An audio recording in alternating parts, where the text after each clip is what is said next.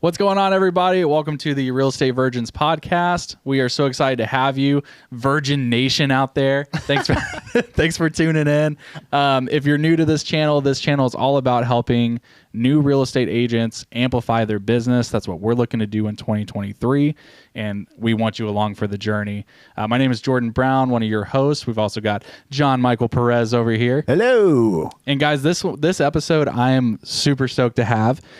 This guest that we have for you today has grown a YouTube empire for his real estate career. He is a platinum top 50 Austin realtor, owner of the Night Group, and his YouTube channel, as I mentioned, has over 14,600 subscribers right now. Welcome to the Real Estate Virgins podcast, Jeremy Knight. Thanks for having me. I appreciate it.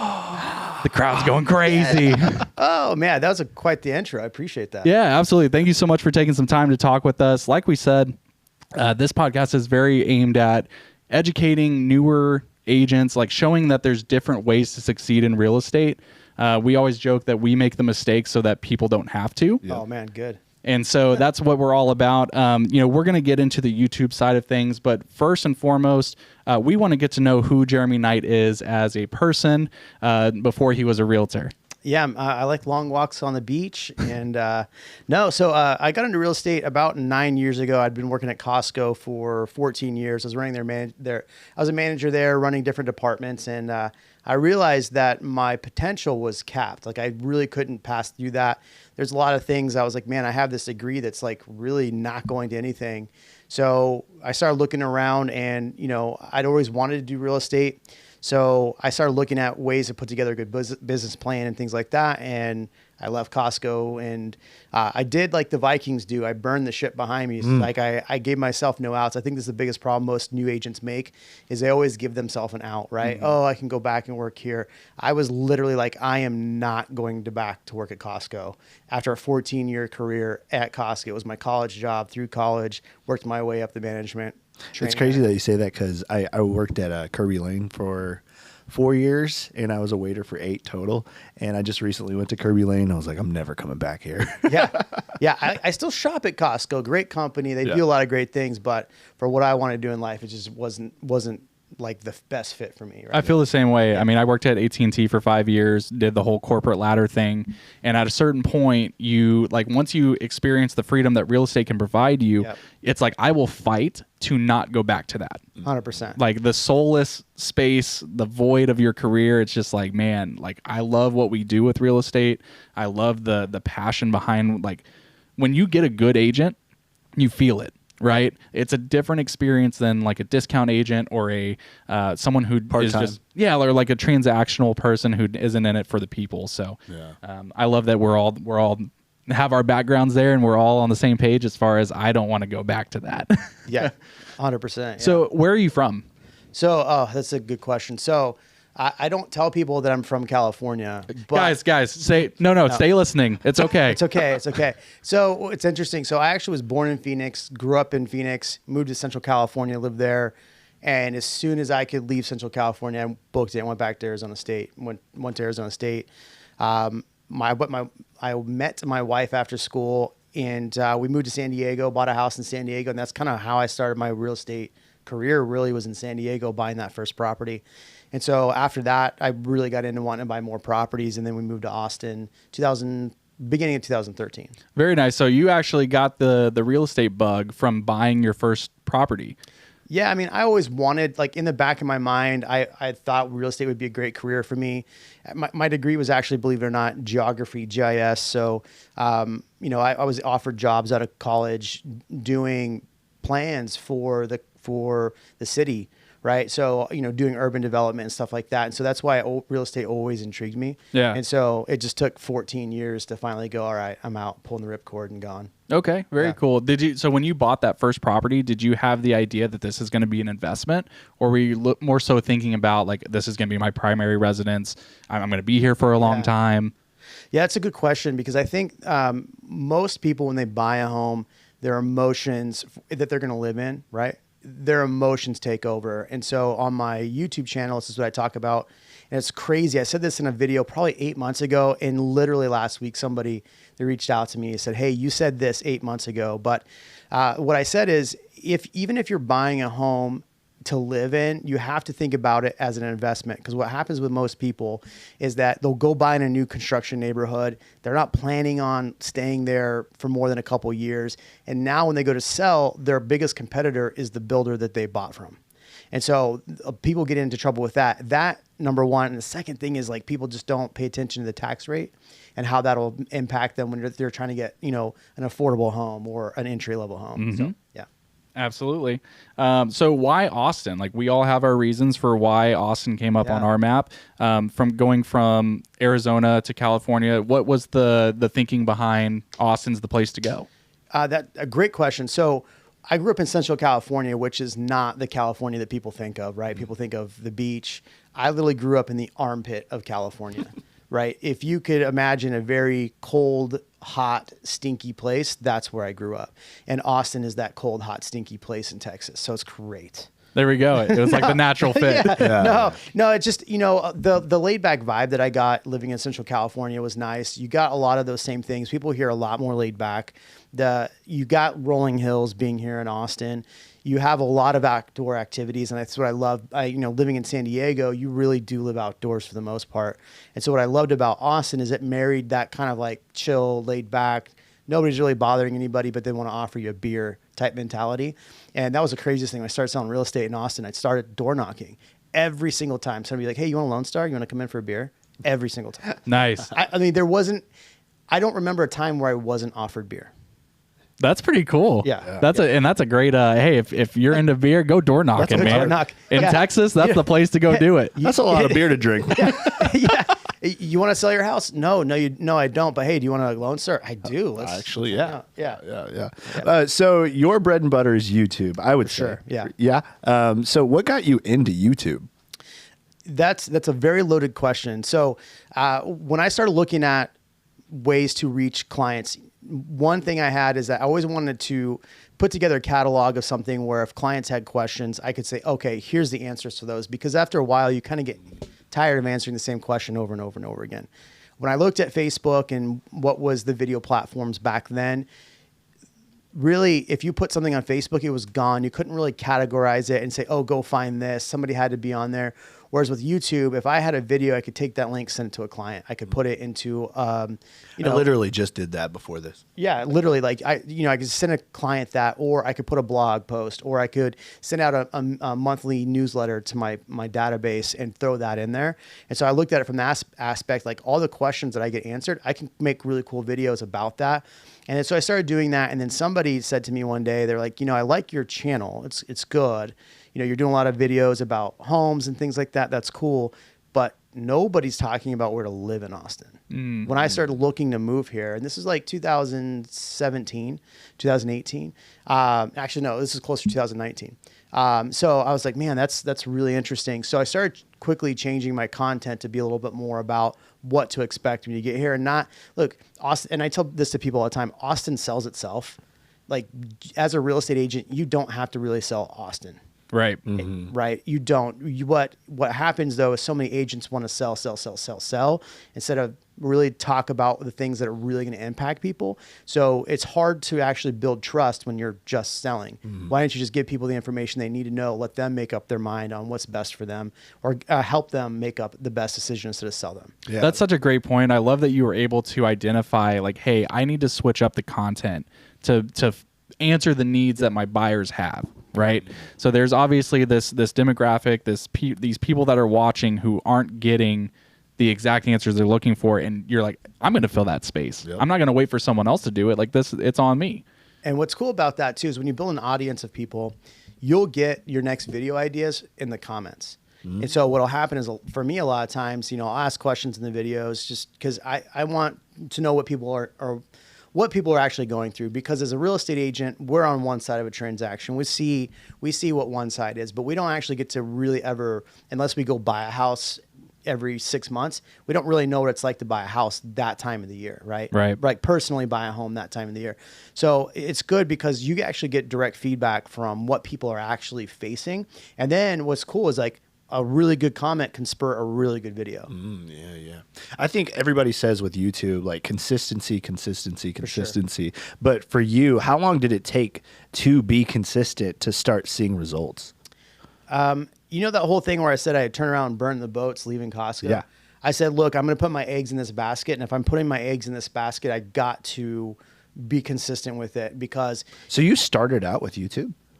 No, I sold a lot of real estate before YouTube. Okay. So I think that's a good thing too, is like I had a good catalog. You know, we were already, Platinum Top 50 finalists. We were already doing all the things. And I wanted to reach more people that had more questions. And so that's why I really started making the content. But I realized that with YouTube, just like anything, agents spend so much money on things that are so expensive and they get them zero business because they think it's going to get them business, right? And so they'll spend thousands of dollars on mailers for 4 months, and then they don't get anything out of it, and they're like, I've spent $3,000 on mailers, I'm done. Well, the biggest problem is, have you ever seen that meme? It's two people digging towards diamonds. Yes. You have the guy that's so close and turning around and the guy that's digging. And I realized if I was the guy that just kept digging, no matter what the views were, no matter what the feedback was, if I just kept digging and being consistent, at a certain point it was going to pay off. I didn't know when that was going to be. I didn't even know if it was actually going to pay off. But as I started being more consistent, people started dropping more comments. So I was getting more feedback. And so once I was able to get more feedback, it actually fueled the need to continue to push out more content and being more consistent. And what's crazy about it is I have not missed a week of content in about 127 weeks. Wow. That's awesome. Did y'all hear that? And we preach that all the time. We always say that. It doesn't matter what your thing is, right? Yeah. Some people, they love door knocking. Some people, they love doing social Open media. houses. Open houses. Whatever your thing is, do it consistently. And do it a lot. And there's And gonna be even if you don't see results, keep doing it. Yeah, there's going to be times where, I'm sure like the first few videos you put out, you'll probably look back on those and you're like, wow. Yeah. And so what's cool about that is like I give talks now, being at the brokerage that we're at Real, I give a lot of time back to agents as far as like trainings on stuff like that. And that's it's a lot of what I teach agents is just that right there. Yeah. That's awesome. I want to, before we go back into YouTube, I wanted to I always ask this because we just had Mandy Botts on. She was an awesome interview as well.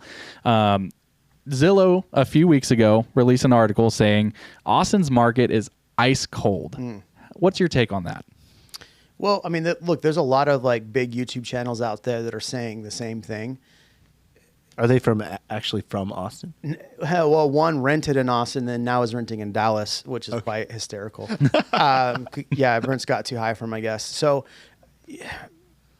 the challenge with Austin is that we do face a lot of things, headwinds, and I think we saw so much action over a 2 to 3 year, 2.5 year time frame that when somebody says ice cold, they're only giving you part of what's actually happening. They're doing it for a click. I mean, legitimately, look at my YouTube channel. It's all clickbait thumbnails and titles, and what's the title is a lot of the time I'm actually arguing against that in the video. Right. So I get where they're going to say that, but Zillow was also the same company last year saying that we were going to see 17% at the end of the year.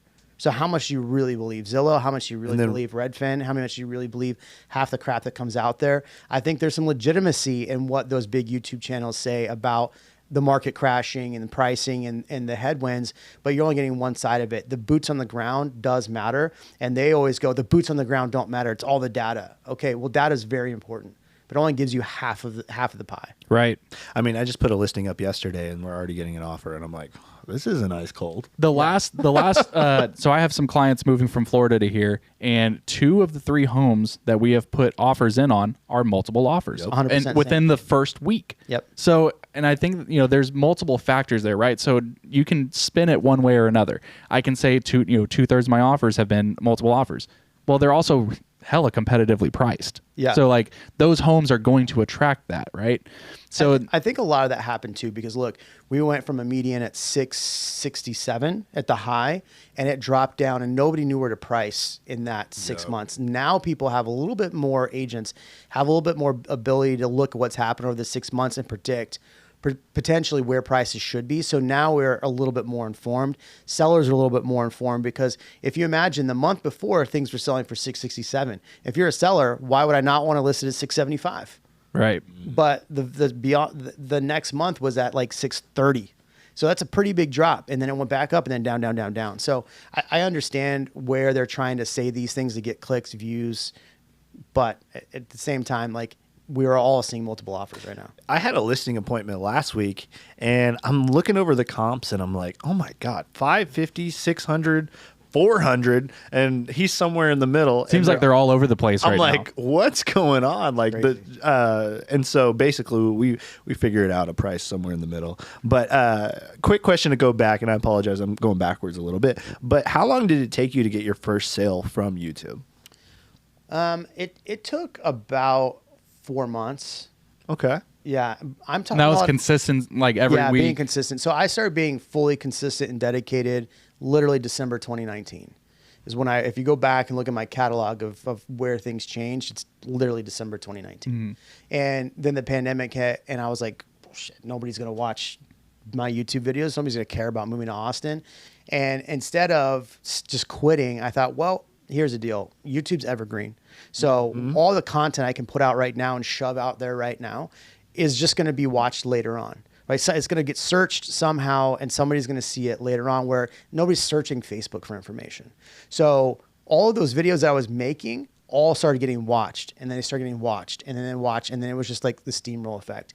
And I talk to a lot of agents right now that are kind of following my formula or making it their own or whatever, and they're getting leads within a month. Wow. So, yeah. So, I mean, the dynamics have changed a little bit about how YouTube works. It took me 3 years to figure out how to do YouTube the right way. Yeah, absolutely. And I know, you had just talked about consistency, and like everyone's results will vary, right? Sometimes He said that quickly, though. He said it took him 3 years to get YouTube the right way, right? Right. And once I realized how to do it the right way, then, because that's the thing is, everybody tells you to do Instagram. Everybody tells you to do Reels. Everybody tells you to do all this crap. And unless you actually have a very good plan in place, you're not going to do very well. And so I was putting out content. I was putting out all this content, and I'm like, man, why am I not getting business? And then I did the thing that most agents think they need to do, and I started putting money behind that content. I run at a 90% margin right now because I don't put money behind my content. Wow. So what would you say, and we ask a lot of agents this, is like, what percentage of your time are you putting towards actually advertising, marketing, YouTube, everything, and then actually working with clients? What percentage of that is?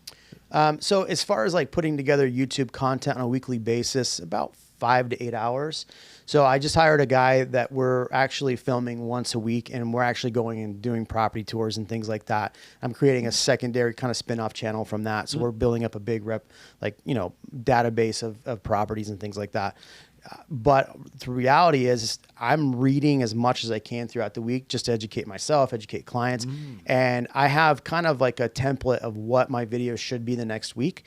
So I broke it down into weekly buckets. So this week is this week's this week's this. So when I start to do that video, I'm like, oh, I've just read 3 articles about this.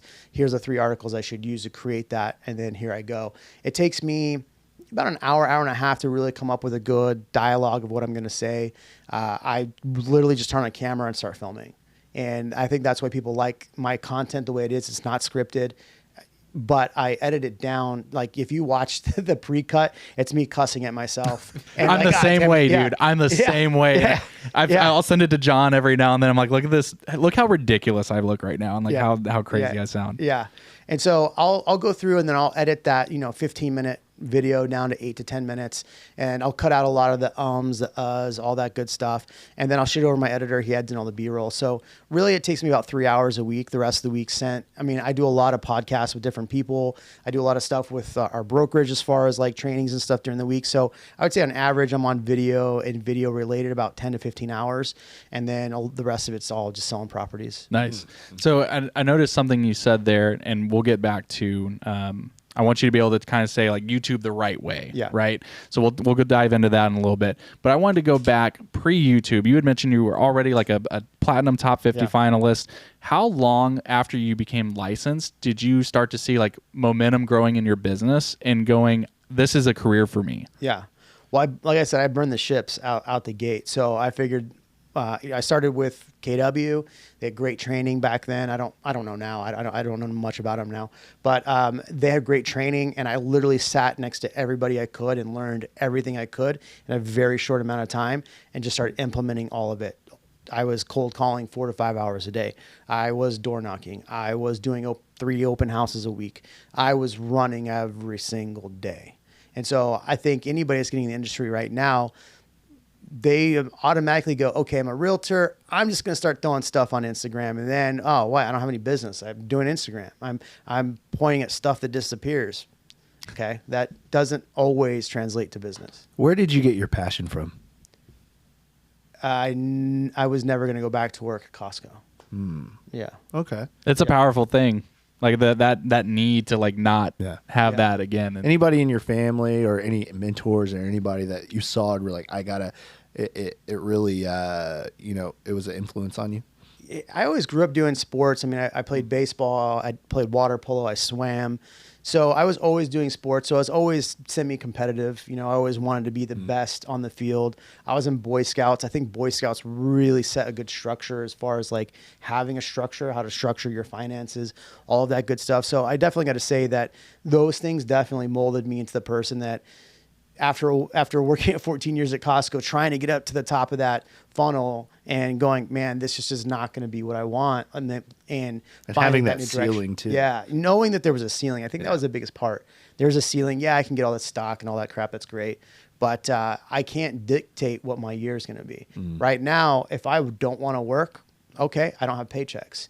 And so I think that's the biggest thing for most agents is the days you stop doing I always tell people this, especially realtors this.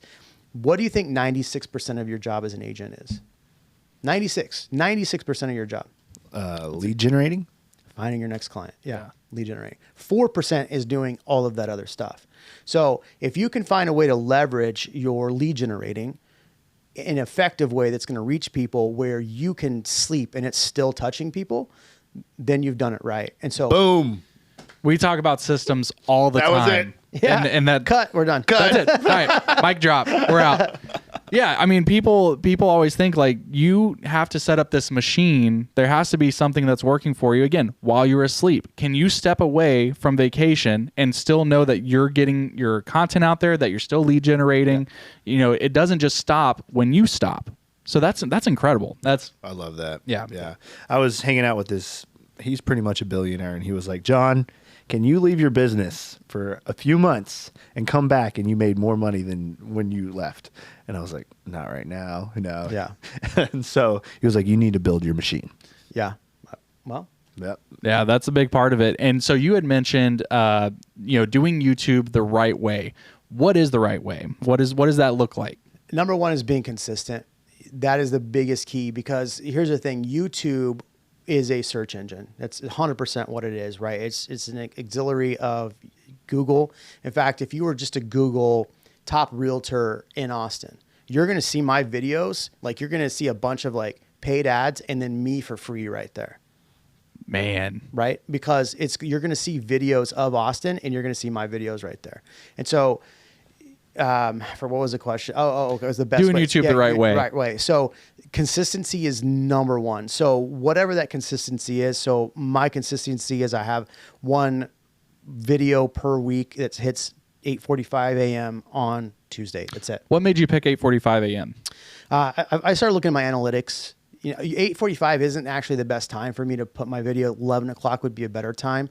But by 11 o'clock, I'm already... So when that hits, I'm already out doing other stuff, so I can't really respond to comments. I can't help give it a little bit of YouTube juice by, messing with the thumbnail or the title if I realize it's not taken off the way I want it to. So 8:45 is that time. It's right before 9 o'clock. If people are in the car, they can put it on in the car on their drive in. It's 7:45 in California or 6:45 in California. So as people are waking up, it's hitting their inbox. So, and on the other side, it's 9:45 in in New York. So it's giving them plenty of time yeah. And so I look through the analytics. Really, where I get the most views is between 11 and 1 on lunchtime. Lunchtime. So the video's out. It's already got momentum. It's already binging people's inboxes. So that's one aspect, is being super consistent. I do a live stream on there. We were doing it weekly. Now we do it every other week. The live streams are phenomenal because then I can take clips from that, put it out. Nice. It's super easy to use StreamYard and to produce those. So that would be number one. Number two is you have to create content that people are actually searching for. So you have to find a question and answer it.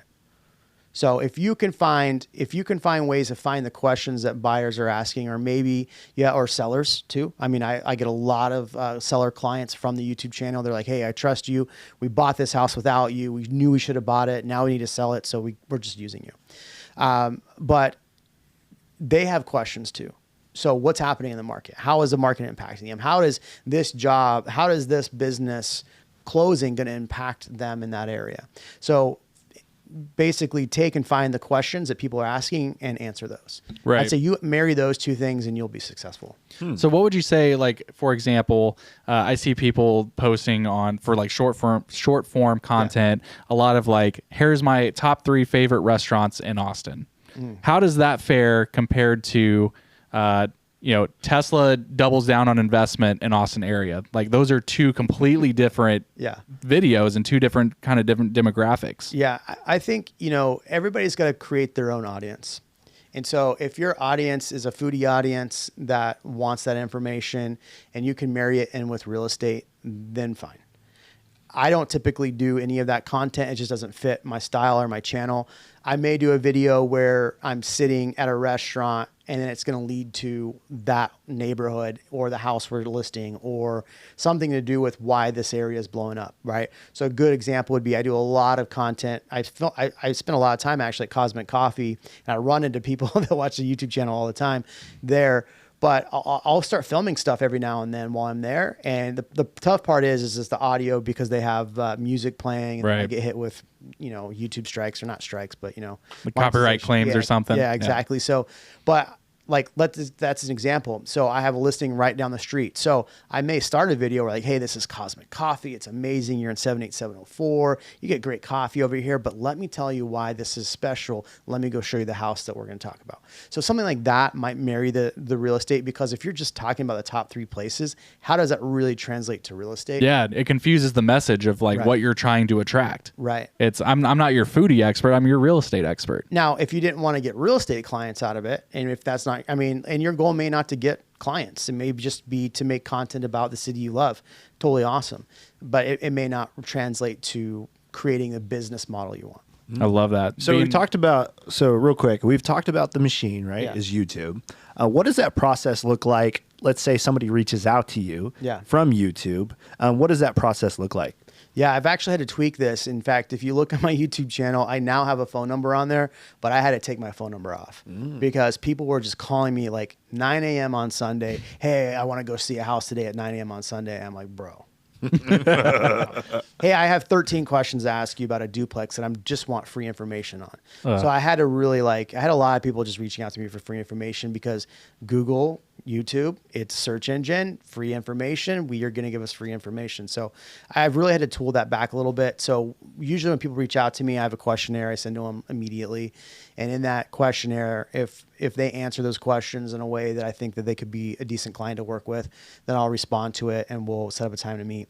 That's usually how the system works. I love that. That's pretty cool. It's respecting your time. Yeah. I mean, there's one thing about real estate is there's a lot of vampires, right? There's information vampires, 100%. Whether it's other brokerages calling you, trying to get you to come over to them, or whether it's, people calling exactly what you said, where, hey, I've got this duplex. Should I do this, or this? And they have no intention of actually working with us. And it's like, you got to value your time. Yeah. And part of that is setting up a system, as Jeremy said, of, feeding or weeding out the BS from the good stuff. Yeah. So is the questionnaire like a Google form, or is it like a website type form, or what is it? Yeah, I have 2. One is directly from my website, so it feeds everything in there. The other is a Google form. So I'll have a Google form every now and then. I'll put out like, hey, are you searching?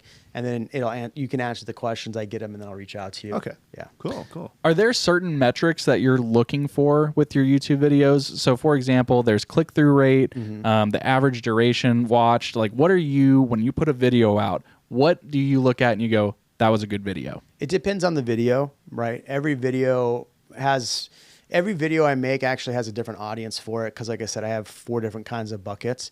So number one, I look at the engagement. If I'm not getting any engagement on the video, as far as like, a lot of times I'll ask questions in the video. What do you think? How does this impact you? Things like that. So what'll happen is a lot of times if I don't get engagement from it, I already know that video is going to suck.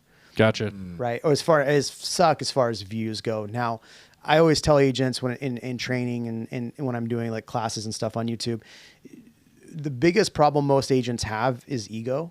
And so when we don't get the views that we think that we want or we should get from a video, we think it sucks and we wonder why. And then you get a phone call from that one video. So prime example, a lot of my videos, the average in a week time frame is about 4,000, 5,000 views. If I get a video that has like 600 views on it, I'm like, what? This video sucks. And that's the ego in me. Yet then I get a call. Hey, Jeremy, I saw this. You talked about this neighborhood. Hey, I want to come take a look at that, or maybe some other neighborhoods. Let me know. I'm like, oh, that's what was important, was that it helped somebody to get off the fence, call me, and actually set an appointment. Maybe I don't work with them, but that was more important than the amount of views. And I think as agents, when we're talking about people like, oh, you got 7 million views on TikTok. I was standing on stage at an event recently with somebody's a huge TikToker, and somebody asked like, how much did you do in GCI off of your platforms? And when I told them mine compared to theirs, which were millions of views, everyone was shocked. Wow. How much I actually made off the channel versus what they made off TikTok. Now, is that made off the actual YouTube platform or made from commission? All combined. Because obviously you get monetized. I don't have any like ad space, but I am working with some people to put some ad space together. So that'll be monthly income that comes from the channel as well. But then, clients and, we have revenue model with our brokerage. So things like that. I wanted to highlight something Jeremy just, touched on, which was, we kind of hold ourselves to a certain standard of, I've got to hit 4,000 to 5,000 views, right, for it to be like a banger video. Yeah. But sometimes you never know who's watching. Right. That's it. And don't delete your content. Yeah. Keep it out there. Like there's a reason in an audience for every video. And just because one is performing lower than the other, even if you're getting, 600 views, like for yours, that's 600 views that you wouldn't have gotten if you didn't put it out there. Right. And if that's 600 unique viewers, my God, like what kind of opportunities can come from that? Here's the thing. You don't know this, but Jordan, when he first started, he was doing a lot of videos and he was not seeing any results. And he was like, well, I just hate that you're getting all these results from these videos and I'm not. I hope I don't sound like that. And I was like, dude, just keep doing it. You're going to see results eventually. And guess what? He kept doing it and now he's freaking top producer. Well, there's so many things that go into like what you constitute as like why you do something, right? It's to educate, to attract buyers, to attract sellers, whatever the goal is. Like it's clear, like you want to have that goal in mind. The more focused and honed in on that before you get started kind of helps guide that video. Right. And Jeremy's been a big inspiration for me. You're why I got into YouTube as a realtor. Nice. Didn't think that there was a space for it. And then when you see someone else who's killing it, you're like, dang, like that's amazing. If I can do even just like a third of that, that's incredible. Mm-hmm. So I love that there's a space for it, that there's room for content of all sorts, right? And that you can, you have seen with Jeremy's success with this, that there's a way to make it a system behind it to where it works for you, and it's not like this taxing thing that you have to, to go do. You don't have to go door knock in front of the Texas 113-degree heat. To attract buyers or sellers. So that's awesome. So when it comes to real estate, not necessarily YouTube, but what's your favorite thing about real estate? Oh man, that's a good question. I like here's the tough part. Once you've sold a home and you sell that home again and a home again, a home again, a home again, like after you sell a few homes, like it's part of the process. I like when you get those unique properties that you're like, man, if I hadn't been doing this, I wouldn't be standing here right now. Or what I absolutely love is when I have a client come into town, or maybe I meet a seller and they tell me their story, and it's like, wow, that's a wild story. Like what's happening in your life is really important. So being part of that like life-changing thing, or being part of somebody's, like, I had this woman who, I can't say who she was, but her husband was a famous actor, and she was quite famous herself. And he had passed away, and she needed to sell the house. And she was in a very like turmoil time in her life. In order to be there for her and go through this process and, you know, answer all the questions, it wasn't, and for her, it wasn't about the money she made on this, but she was losing, it was the last piece of her husband. Yeah. So I got to be there for selling the last real piece of her husband, who was this guy who was very charismatic, huge in Hollywood and all of this stuff. And I got to be there for her. And that was a story I'll never forget. Yeah, you and I actually have very similar, like from that, not famous, but I actually closed a transaction today, which was someone in my neighborhood who's, you know, her father was in Colorado and, you know, on hospice, and being able to make something like selling her home so that she could go be with her dad and not worry about this. It's like, hey, I'm going to take care of this down here for you. Go be with your dad. And, you know, he passed away 2 days ago. So it was so like, but the fact that she was able to focus on being with him and not have to worry about the transaction, I know it meant a lot to them. And that's part of what makes real estate such a unique, special thing. So I love that you were able to, you know, kind of have that same experience where it's, you know, you're not just doing something transactional. You are getting involved in a very intimate part of people's lives. It's where they live. It's where they grow up. It's where they grow old. You never know the story behind the property that you're selling, and there's so much more to it. I love helping the couples that like have a kid on the way, and then a couple of years later, you walk into that house to list the house, and the kid's there, and they have a ton of equity in the house. And when they were purchasing the house, they needed, you know, first down, you know, buyer programs or whatever, USDA. And then when they're sold the house, now they have all this equity that they can put into the next house. And it's like helping families build generational wealth, you know? Yeah. That's actually why, if you watch my channel, I talk about property taxes so much. One of my first, well, I would say one of my first clients, but one of my early clients came to me because they had an agent who didn't explain how property taxes work. Now they were paying a ton of property taxes. They didn't know they were supposed to protest their valuations or how any of that worked. And they had to sell their house. And from there, they made a little bit of money, put them in a new home. They made more money. We've moved around a couple of times. I have somebody listing their house right now who's that exact story that you just said. Now they're moving into that bigger home. We were there before the second kid came. Like we were that, like we, you know, yep. They had the one kid, now they have two. So yeah, being part of those stories is a lot of fun. You get to see the progression of your clients' lives. Yeah. And that's part of the reward in and of itself. For sure. How long have you been in real estate? 9 years. 9 years. Yeah. Nice. That's awesome. I have a question, kind of the opposite of John, not just your favorite thing. Is there anything you change about the industry? Just kind of as an example, I said maybe a higher barrier to entry, some kind of like background in customer service would be good, or something like that. I know that that's maybe a limiting thing because not everyone has that experience, but right. You know, just an idea. Man, things I would change.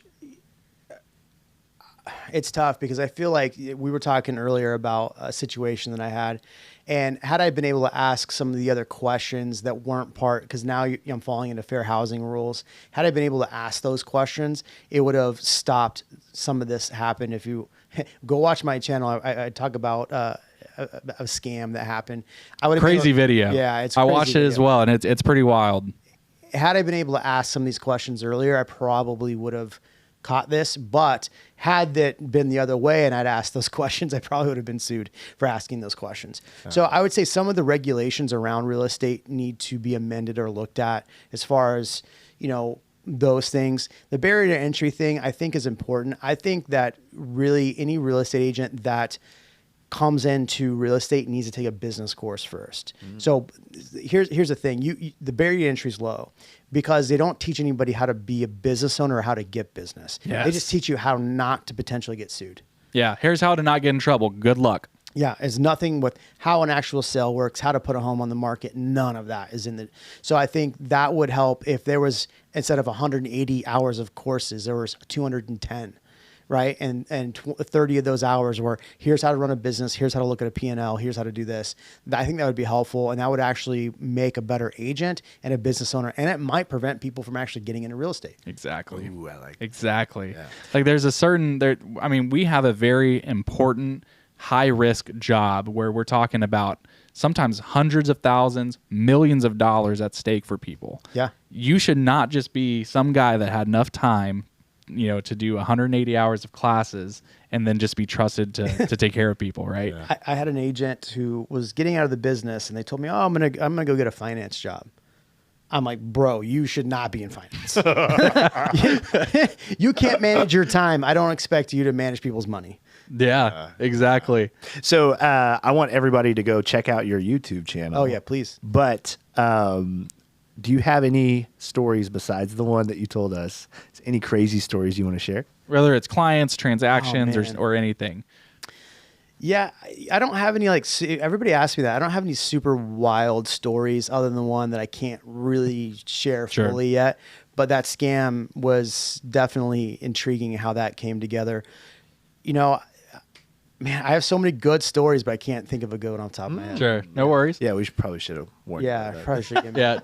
John had one where he went to a listing, or he was going to show a house to an out of town buyer, and From California. Yeah. and he the door wasn't. I don't know. You tell it. You tell it. It was a pretty good one. Yeah, so one time not too far from here, actually, it was a condo downtown, and a client flew in from California, and for some reason I couldn't open the door when we got to the listing, and I was like, let me think. So I called the listing agent, and he's like, yeah, there's actually another lockbox, and so I was like, oh, cool, 2 lockboxes. So I get the key, I go in.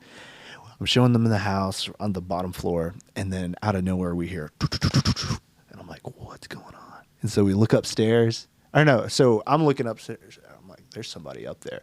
So I go upstairs. Like you don't know if it's a squatter or like don't know, am I in danger? A raccoon or something. So I try to open the door upstairs, and it's locked. And I hear people in there. Oh my God, there's somebody here. Go, go, go. Go in the restroom. Go in the restroom. And it ends up they were doing the dirty upstairs, and it was an agent and their client. Oh, And so I go back downstairs. I'm like, somebody's just showing the house to their client. I didn't know. And so she comes downstairs. She's like The walk of shame. She's like fixing her hair. No joke. She's legitimately fixing her hair. And they were like, okay, we're going to go. And I was like, wow. It's like something. that's a fun story. I have one story I think of. I had a client who the husband had left, and the wife or girlfriend, whoever, had known that I was going to be there at 9 a.m. to, take photos. And when I got there, I was like, man, the house is kind of a mess. So I'm picking up, and I came across some things I probably shouldn't have seen. Oh boy. And so while he was out of town, and I was like, oh man, okay, how do I put these away? Because we're about to take photos. My wife actually had recently, this is about 2 months ago, a client was closing on a... She's a realtor as well, right? Yeah, my wife's, yeah, she's on my team. She was closing a client that was moving from Canada, I believe, $1.3 million house, brand new build. She gets there and she's like, man, the shower's on. That's weird. Walks in, there's a homeless person taking a photo shower in the shower, naked, fully naked. Uh-oh. That's a crazy story. Dang. Yeah, that is a crazy That's one. crazy. The worst part is my son was with her. Oh no. Kind of fortunately, not fortunately, my son was with her. And so, good thing nothing happened. Everything resolved. The person left. But yeah, it could have been a really, really bad story. That's wild. Yeah. Wow. Well, thanks for sharing that. Before we get into the rapid fire game, I've got one last question sure. for you as far as like your master plan for what you like. I know you have the night group right now.